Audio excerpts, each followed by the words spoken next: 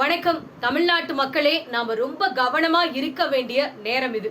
ஏன் இதை நான் சொல்றேன்னு கேட்டீங்கன்னா, கரூர்ல பரப்புரை பண்ண வந்த நடிகர் விஜய் கூட்டத்துக்கு வந்த 41 அப்பாவி உயிர்கள் பலியாகி இருக்காங்க. அந்த பலியாகி இருக்கிற உயிரை கொஞ்சம் கூட மதிக்காம அங்க செத்து போயிருக்காங்கன்னு வந்து சொல்றாங்க. அதை கொஞ்சம் கூட காதுல வாங்கிக்காம தான் பொழைச்சா போதுங்கிறதுக்காக வேக வேகமா நீ ஃப்ளைட் ஏறி உன் வீட்டுக்கு வந்து சேர்ந்துட்டு 4 நாள் கழிச்சு ஸ்கிரிப்டை மனப்பாடம் பண்ணிட்டு வந்து பேசுற விஜய் இன்னைக்கு ஒரு வீடியோ பதிவு. அந்த வீடியோ பதிவுல இவர் அப்படியே வருத்தத்தை தெரிவிக்கிறாராம். வருத்தத்தை தெரிவிக்கிற மாதிரி இருந்திருந்தா உங்களால வர முடியலனா கூட உங்க நிர்வாகிகளை விட்டு அங்க இருக்கிற மக்களை போய் பார்க்க சொல்லியிருந்திருக்கணும். முதல்ல ஒரு கட்சியை வந்து ஒழுங்கா நிர்வாகம் பண்ண தெரியல.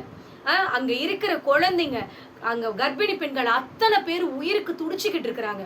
நீ உண்மையாவே மக்கள் மேல அன்பு வச்சிருக்க, உண்மையாவே மக்களுக்காக அரசியலுக்கு வர மாதிரி இருந்திருந்தா 12 மணிக்கு வரேன்னு சொல்லிட்டு சாயந்தரம் 6 மணிக்கு மேல ஏன் வந்தேன்னு கேட்கவே என்னால முடியலங்க. எத்தனை தடவை கேட்கறது? அத்தனை தடவை கேட்டாலும் இதுக்கு பதில் எதுவுமே கிடையாது உங்ககிட்ட. அதுக்கு ஒரு பதில் சொல்ல துப்பு இல்லை உங்களுக்கு. அதை விட்டுட்டு இடத்தின் காரணமாக இந்த சம்பவம் நடந்துருச்சுன்னா நீங்க கேட்ட இடத்தை விட இங்க கொடுத்த இடம் பெருசுங்க. அது இங்க யாருக்கும் தெரியல. அதை விட்டுருங்க. நீங்க கொஞ்சம் கூட யோசிக்காத அந்த அந்த இடத்த ஃபர்ஸ்ட் நீங்க கேட்ட இடத்த பாத்தீங்கன்னா, தயவு செஞ்சு இந்த வீடியோவை பார்த்துட்டு இருக்கிற மக்கள் நீங்க கரூரா இருந்தீங்க அப்படின்னா அந்த இடத்த போய் பாருங்க. அவங்க கேட்டிருக்கிற இடத்த விட கொடுத்துருக்கிற இடம் பெருசுங்க.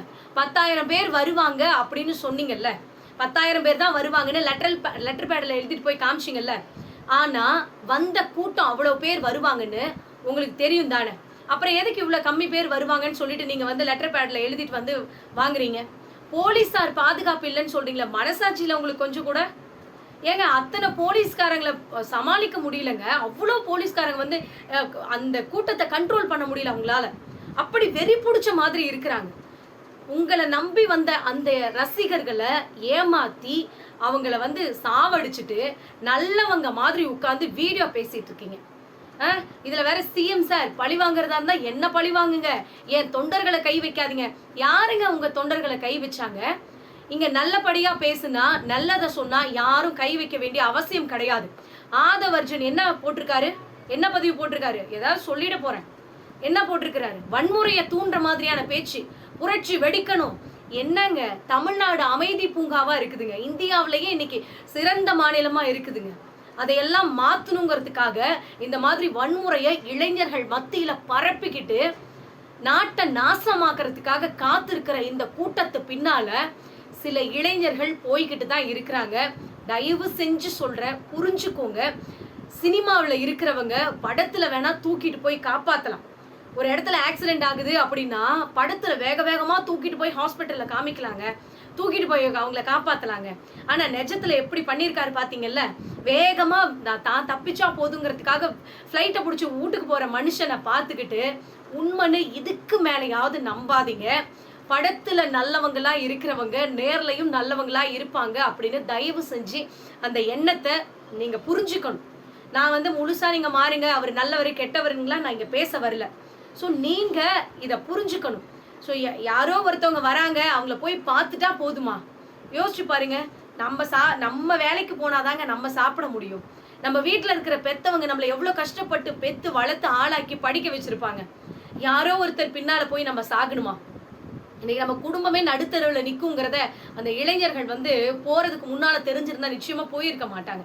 ஸோ இதுக்கு மேலேயாவது மாறுங்க. தமிழ்நாட்டு மக்கள் ரொம்ப ஜாக்கிரதையா இருக்கணும்.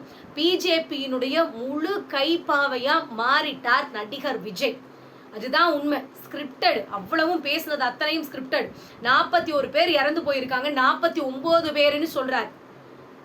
அண்ணன் அன்பில் மகேஷ் அவர்கள் போய் ஹாஸ்பிட்டல்ல அத்தனை குழந்தைகளையும் அத்தனை பெண்களையும் பார்த்துட்டு அந்த சடலத்தை பார்த்துட்டு தாங்க முடியாத அழுகிறாரு. அதை பார்த்துட்டு நடிப்புங்கிறீங்க. இன்னைக்கு விஜய் போடுற டிராமா என்னங்க அது? நேர்ல பார்த்த மனுஷன் அப்படி கதறி கதறி அழுகுறாரு, அதை நடிப்பான்.